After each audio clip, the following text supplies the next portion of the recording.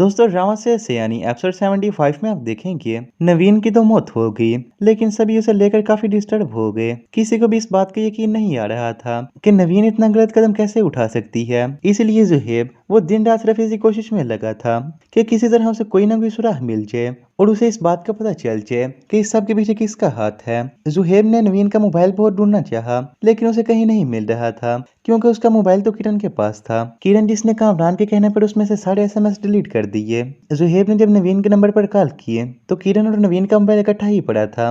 किरण ने call attend कर ली। जब उसने जुहेब की आवाज सुनी तो वो चौंक गई, क्योंकि उसने तो अपना मोबाइल समझ के उठाया था, या उसे ये भी हो सकता था कि शायद कामरान की कॉल आई हो। जुहेब को इस बात का यकीन नहीं हो रहा था कि आखिर नवीन के नंबर से किसने कॉल अटेंड की। जुहेब ने तो घर में शोर मचा दिया कि नवीन का मोबाइल कहाँ है। मैंने जब उसके नंबर पर कॉल की तो कॉल अटेंड थी। इससे पहले कि उन्हें हकीकत पता चलती, किरण ने मोबाइल छुपा दिया और अब की बार फिर से वो बच गई, क्योंकि किरण जिस कदर चालाक, इतनी आसानी से तो वो फंसने वाली ना थी। इधर दूसरी जनी नवीन की बहन वो उसकी दोस्त से मिली और पूछना चाहा, शाज़मा तुम तो जानती हो तुम उसकी दोस्त थी, आखिर तुमसे उसने कभी कोई बात की होगी। उसकी जिंदगी में ऐसा क्या चल रहा था जो वो इतना बड़ा कदम उठाने पर मजबूर हो गई। उसने हमसे तो कभी कोई ऐसी बात ना की। वो परेशान है। हाँ, मुझसे वो कुछ पैसे मांगती थी। शाज़मा जानती तो सब थी कि ये कामरान की वजह से ही हुआ। वो जिस कदर उसे तंग करता था उसने इसलिए यही कदम उठाया, लेकिन शाज़मा ने उन्हें कुछ न बताया, बल्कि ये कहकर टाल दिया कि मैं कुछ नहीं जानती।